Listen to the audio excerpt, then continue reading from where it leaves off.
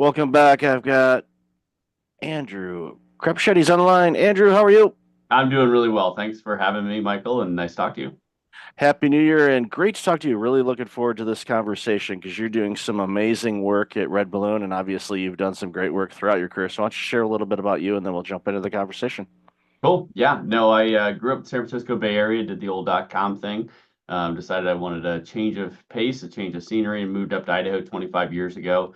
Was blessed to start a bunch of different businesses. I've started businesses as small as a couple of employees and ran a $50 million business and I think I've had six successful exits over the years, ranging from, $100,000 to half a billion. So been kind of in the business world for a long time and really focused on labor market data and job creation primarily. So that's kind of my background. Then I've got five kids and live in beautiful Idaho on 60 acres, 10 minutes from the office, which is hard to beat.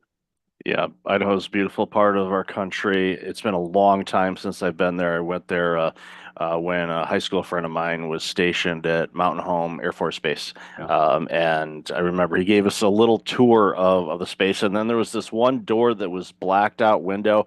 And he goes, I can't, and he was a mechanic. He said, I can't show you what's in that room. And I believe, and he would never confirm long after he left, which is good for military personnel, but I'm Right. pretty sure it was one of the stealth things that we didn't know existed yet. So, Yeah. he got to play with all the cool toys. But That's amazing. That's really cool. yeah, Idaho is just a wonderful part of our country for sure. And the job market, and that's one of those top of mind subjects that Yeah. gets talked about monthly at least, because they'll say, okay, the jobs report will get reported, or you'll hear stories like we talked about in the pre-show where Wall Street Journal has had a couple articles in the past 2 weeks on the job market. One of them was about how for people that are unemployed, it's harder for them to find work. And I think back to not that long ago, during the pandemic, and a couple of years after it first happened, where organizations were having a really challenging time finding people, to now people are having a really challenging time finding things. And you've been in this space for quite a while, and what are some insights that you want to share for not only for candidates but for businesses as well? Because I think it's important for organizations to recognize that there's a better way to go about this and finding talent, and for talent to find organizations. So I'd love to hear your thoughts on that. Yeah, no, it's the labor market's I don't know. I've always found it fascinating. And at the end of the day, it's people, right? And I think a lot of people forget that when you read those reports by economists, like we created 264,000 jobs. Well, that means that 264,000 individuals now have a career that they're, pursuing, they're trying to do well at. Right. And it's very easy when you have very large numbers, particularly you look at the US labor market and economy, to forget those are people involved, right? But the reality is that a job is a very defining feature of your life. It's not the only defining feature, but it's one of the major defining features. When you meet someone new, you ask them, what do you do? And you're asking them what their job is, but that question betrays that a job is more than just a 9 to 5 hobby. It's a defining feature. It's how you bless customers. It's how you build a community. It's how you build an economy. It's how you take care of your family. And so I guess I always like to well, let's remember there's humans involved. It's not just big job numbers. And the labor market has changed quite a bit. If you look over the last 10 years, the JOLTS report, which is the jobs and labor turnover report, basically how many open jobs are in the economy. We used to have 3 to maybe 4 million open jobs, and these are job postings out in the economy that are not being filled right now or are being filled, but then new ones are backfilling them. So 3 to 4 million open jobs.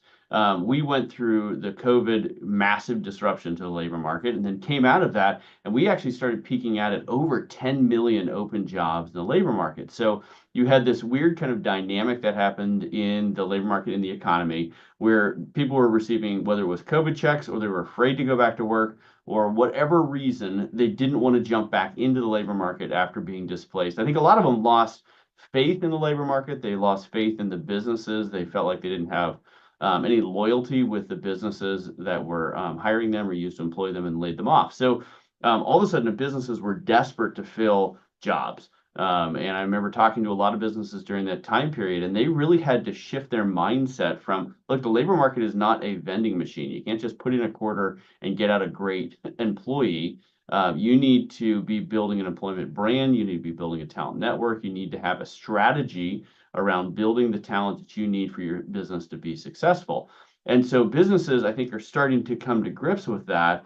But then, even though the unemployment rate continues to be very low in the, barely over 4%, people are having trouble finding jobs a lot more than they did even a year ago, which is really interesting to me because this economy has been dealing with the headwinds of inflation, of taxes and regulation, and honestly, the economy has been dealing with a lot of unknowns of what's going to happen with the election, what's going to happen with different state policies, natural disasters, et cetera. So all these things are coming in to play for these businesses, and they're starting to come to grips with this. But then the economy is kind of slowing down right now, and people are struggling to find a job. It's taking them longer.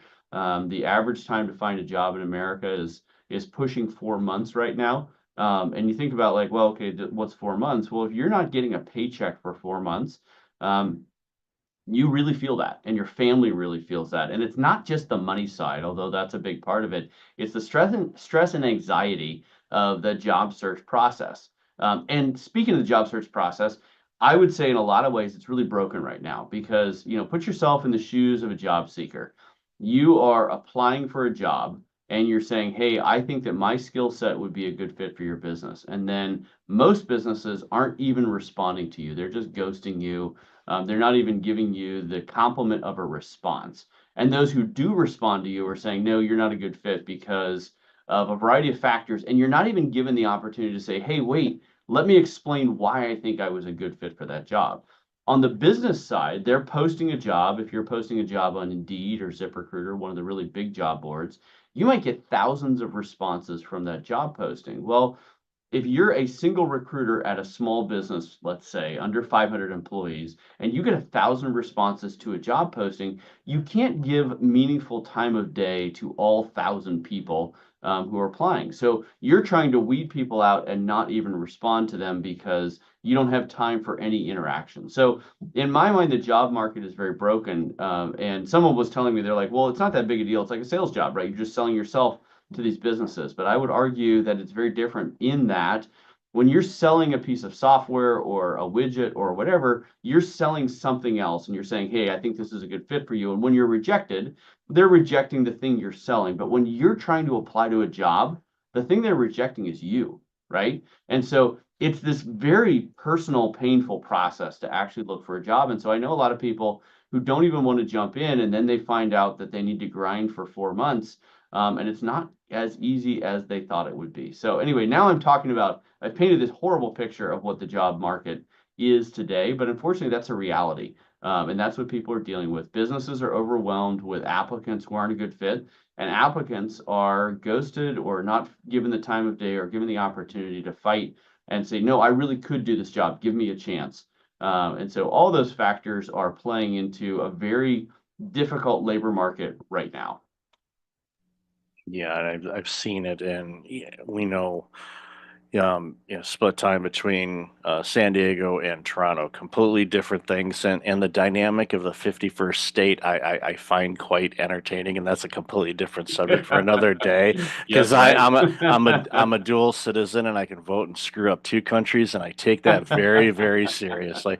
But the job markets are very similar, where in that it's very difficult for people to find opportunities. It's taking them longer. Yeah, There's the fake job posts and all of that, which is right, annoying. It's like, don't, if it doesn't exist, don't play. Come on. It's like you're right. wasting time by doing that.